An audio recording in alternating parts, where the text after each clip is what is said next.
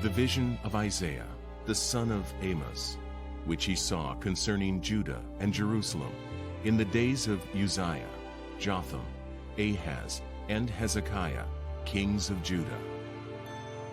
A vision given during troubled times to the people of Jerusalem living under the imminent threat of invasion. In 701, the king of Assyria, Sennacherib, Sargon's son, came over with his army and invaded the kingdom of Judah. We know from the Assyrian sources that they destroyed 46 of the cities of Judah. According to the vision, the Lord was trying to get the attention of a nation that had turned their backs on what he had said in the Torah and on him. Hear, O heavens, and give ear, O earth, for the Lord has spoken. Children I have reared and brought up, but they have rebelled against me.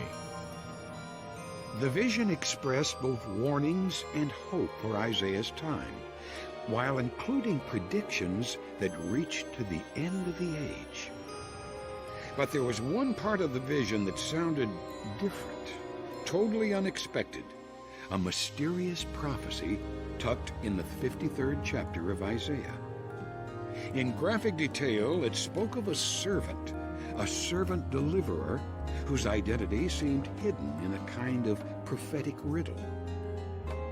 Kings shall shut their mouths because of him, for that which has not been told them they see, and that which they have not heard they understand. For centuries, many have tried to solve the mystery of Isaiah chapter 53 and identify this one whom the Lord calls my servant.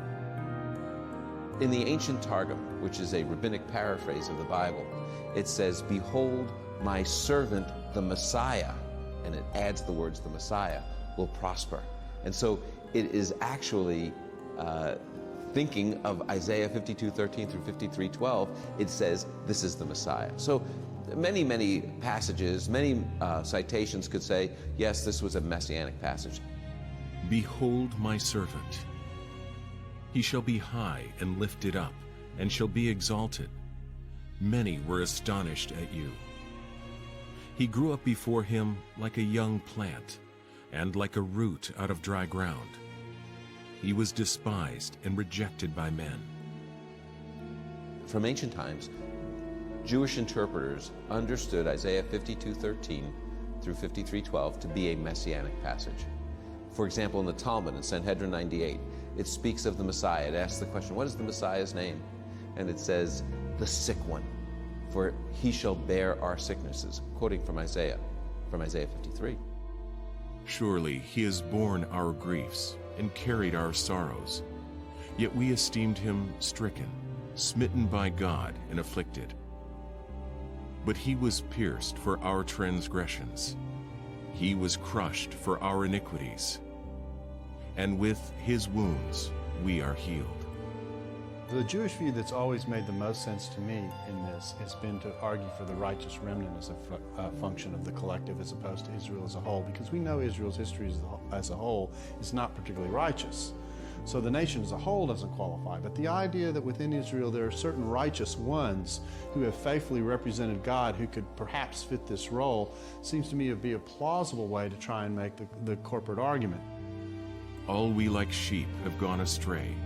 We have turned every one to his own way, and the Lord has laid on him the iniquity of us all. This much we see. Beginning in the 41st chapter, Israel is referred to as the servant of the Lord as a nation. But then sometimes one individual within the nation is identified as the servant. He was oppressed, and he was afflicted, yet he opened not his mouth, like a lamb that is led to the slaughter. By oppression and judgment he was taken away. He was cut off out of the land of the living, stricken for the transgression of my people. It says that the servant dies for the sins of my people. Now, whether it's Israel speaking, God speaking, or Isaiah speaking, the only answer to the question of who are my people is, it's Israel. So how could Israel die for Israel as a substitution? And they made his grave with the wicked, and with a rich man in his death, although he had done no violence. Yet it was the will of the Lord to crush him. When his soul makes an offering for guilt, he shall see his offspring. He shall prolong his days. Out of the anguish of his soul he shall see and be satisfied. By his knowledge shall the righteous one, my servant, make many to be accounted righteous. So the unnamed servant succeeds and conquers, not by power, but by surrender and suffering, bringing healing for his people, the Jewish people, and the world. But who is this suffering servant? When you come to Isaiah 53, you have to ask yourself, who actually fulfilled this? Who actually died, and his own people thought he was dying for his sin, and yet he was dying for the sins of the whole world?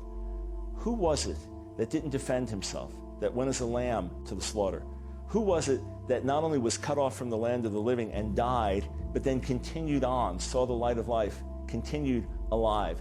Who was it that bore the sin of many? Who was it because of whom kings of the earth have shut their mouths in awe and said, we never knew, we never understood? For centuries, the rabbis of Israel reflected on the mysteries of what Isaiah had foreseen. Some suggested that Isaiah was predicting two messiahs, two deliverers, one in the military legacy of King David, another who, like the patriarch Joseph, would rescue his people through suffering. Messiah, son of David, and Messiah, son of Joseph. Then, just as the modern nation of Israel was being reborn, the prophecies of Isaiah resurfaced. Ancient copies of the prophet, dated 100 years or more before the Christian era, were discovered at the lowest spot on earth, near the Dead Sea. So the Dead Sea Scrolls are ancient Jewish manuscripts discovered between 47 and 56 in 11 caves in the area of Qumran. Qumran is located on the northwestern shore of the Dead Sea, 30 kilometers east from Jerusalem. This was one of the greatest and most important discoveries of antiquities ever made. Here, the air is bone dry, perfect for preserving and hiding the manuscripts of the Dead Sea Scrolls. Many scholars identify what remains of the Qumran community with a Jewish sect called the Essenes. Seeing the priesthood and temple worship of Jerusalem as being corrupted, the Essenes broke from mainstream Judaism and retreated here to seek the Lord in the wilderness. It seems that the book of Isaiah was among the most popular and most admired books for the sect which was living at Qumran during Second Temple period. And of the book of Isaiah, we have 21 copies.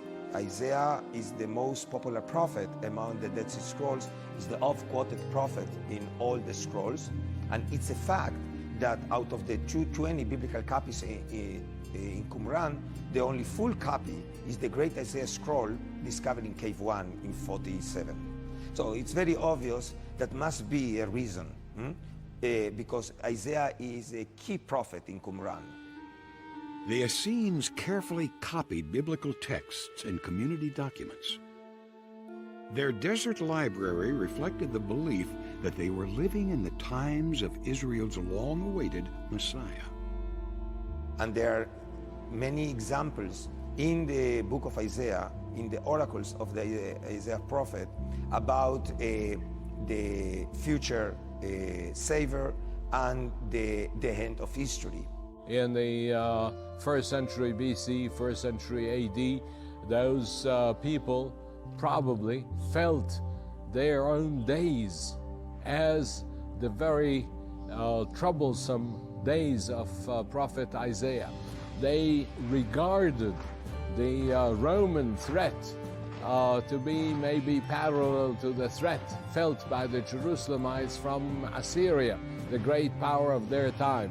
They regarded themselves as the Isaiah of their own time. Some groups, like the Qumranites and the group of Jesus and John the Baptist, they live with the sense that actually they are on the eve of the new era, expecting the Messianic kingdom. It's quite obvious why Isaiah became a key prophet for disclosing the secret of time. The secret of the times. In scrolls governing life and worship called the community rule, the Essenes used the words of Isaiah to describe their messianic mission to, quote, open up a path for the Lord. A voice cries, "In the wilderness, prepare the way of the Lord. Make straight in the desert a highway for our God." And this issue is a key issue mentioned in the scrolls themselves, in the community rule. And it's not by chance that the same verse, quoting from Isaiah chapter 40, verse 3, is the same verse also mentioned in the context of John the Baptist. In the Gospel of Mark and the parallels, also, strictly speaking, this verse is mentioned explaining why John the Baptist is announcing the coming of the Messiah in the wilderness of Judea. So, again, it can't be by chance that same verse is quoted. And again, it teaches the fact that the prophet Isaiah was a key prophet for different groups in ancient Judaism. Soon after John the Baptist called on his people to prepare the way of the Lord in the wilderness, Isaiah's predictions of a suffering servant took a controversial turn. Followers of Jesus, or Yeshua in Hebrew, came to the conclusion that they had seen an unexpected and dramatic fulfillment of the ancient words in the 53rd chapter of Isaiah. The shrine of the book at the Israel Museum houses the Dead Sea Scrolls exhibit. Showcased here is a replica of the Great Scroll of Isaiah, 1,000 years older than any previously discovered copies of the prophet. Here, a national treasure silently represents the hope of a nation and a promise for the world. Within this 24-foot scroll are ancient predictions of a restored people and of a global peace. It is a day when, as Isaiah says, the lion will lie down with the lamb, and swords will be beaten into plows, a time when a long-awaited Messiah reigns in justice. Yet with the promise comes an unfolding drama. The 53rd chapter of this scroll tells the story of the suffering servant deliverer that would eventually be claimed by followers of Jesus. It's important to remember that in the time of Jesus, there was no such thing as Christianity. He was a rabbi, not a reverend. He was called Christ not because he was the son of Mr. and Mrs. Christ, but because Christ was the Greek way of saying Messiah. And the only Bible they had was what we call the Tanakh, the Jewish scriptures. According to the Gospels, Jesus and his disciples didn't see themselves as starting a new religion, but part of a new era in Judaism. A new era that would again and again reach back to the promises of prophets like Isaiah. And it's a fact that also the prophet Isaiah is the oft-quoted prophet in the New Testament writings. Again, it can not be a chance. And there is another and very intriguing issue. There is, in the stories on Jesus in the Gospels, there is only one story in which Jesus is said that he reads from a book. There is only one story in only one version. In the Gospel of Luke in chapter 4, we tells the story that when Jesus on Shabbat, he was in Nazareth. He was asked to read from a scroll, and it was given to Jesus, the book of Isaiah, and he read from Isaiah chapter 61 about the Spirit of God upon me. The Spirit of the Lord is upon me, because he has anointed me to proclaim good news to the poor. He has sent me to proclaim liberty to the captives and recovering of sight to the blind, to set at liberty those who are oppressed, to proclaim the year of the Lord's favor. And he began to say to them, "Today this scripture has been fulfilled in your hearing."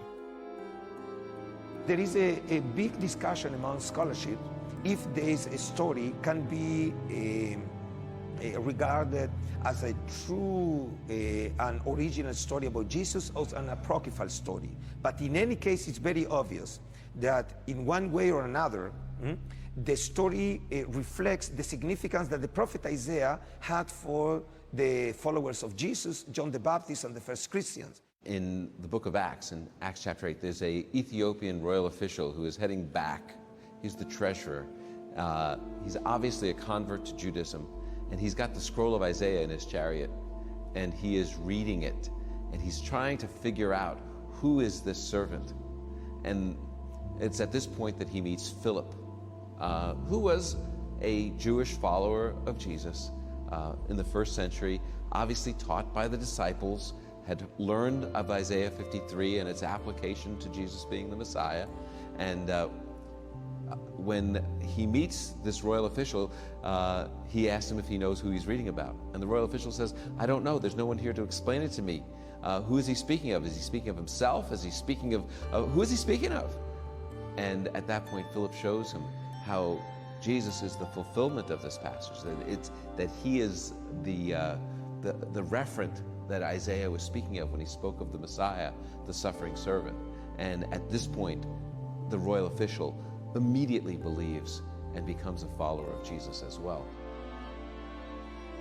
What really inspired those close to Jesus? What made them see him as more than another rabbi? After the tragic and unexpected execution of their teacher, followers of Jesus claimed to be eyewitnesses of his resurrection. Before long, they were also seeing, in the 53rd chapter of Isaiah, an ancient portrait of the remarkable events they had just witnessed. In verse after verse, they saw detailed descriptions of the life of Jesus, his terrible sacrificial death, and even his resurrection. They saw Jesus as the unnamed suffering servant in the arresting portrait of Isaiah 53. In Isaiah 53, it's shocking to see the servant of the Lord experiencing a humiliating death, a horrific death. When it describes him, it talks about him being crushed for our iniquities. It describes him as being so beaten and so hurt that he's beyond recognition. It is a excruciating, humiliating, disfiguring death that he faces. It also describes him dying through piercing. It says he was pierced through for our iniquities. So it indicates that his death would include piercing. And the significance of his death is that it wasn't that he was dying because he did something wrong, but it says, all we like sheep have gone astray. We each have turned to his own way. But the Lord has laid on him, the servant, the iniquity of us all, the guilt of us all. In other words, what he is saying is that the servant is dying as a substitution to take the chastisement for our well-being. He is paying the punishment for our sins. His death, in effect, is a substitution. He is exchanging his life so that we can be forgiven. This description of the servant reads like it's a person, an individual, and remarkably like the story of Jesus.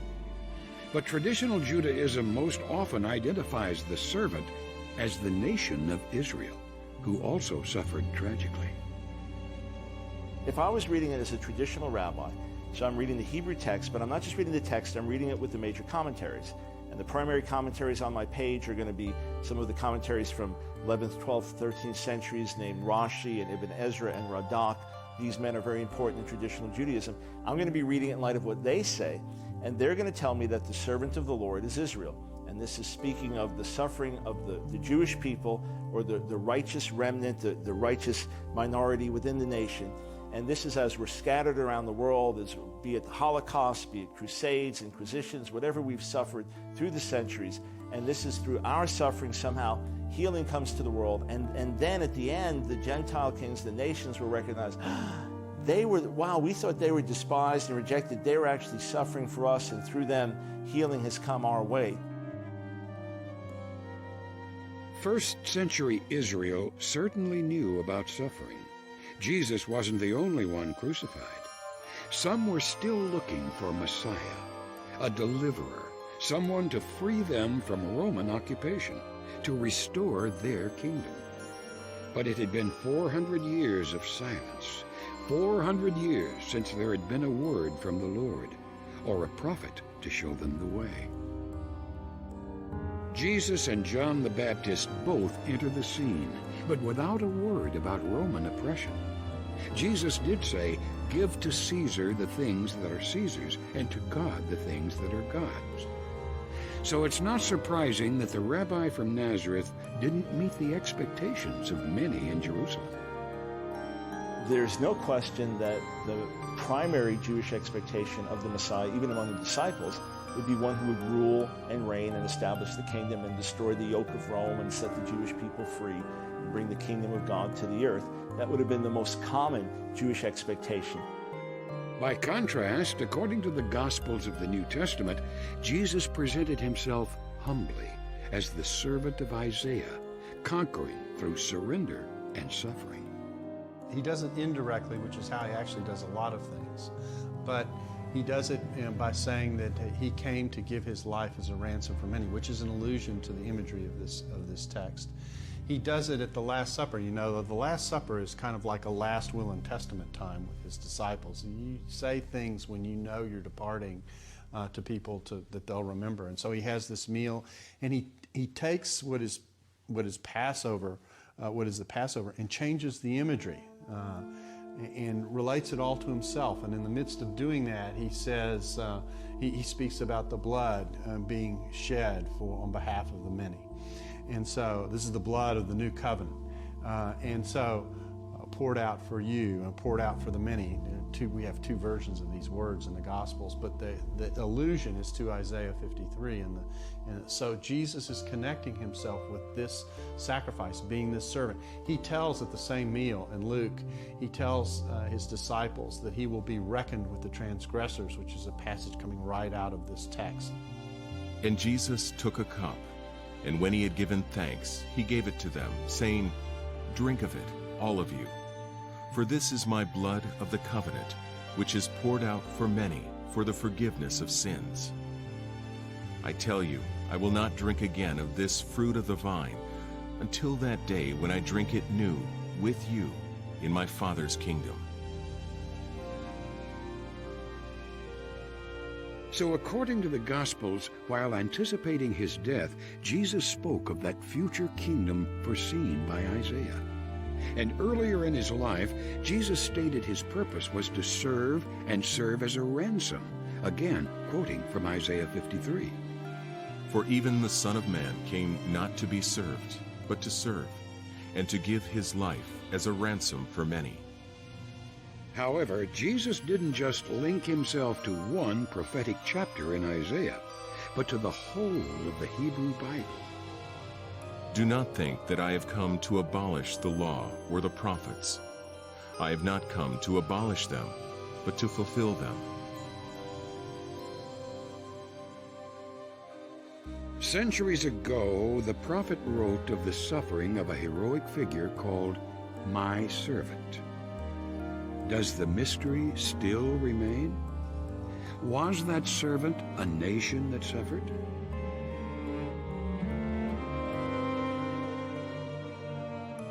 Was the servant a son of David who said he came to serve and suffer?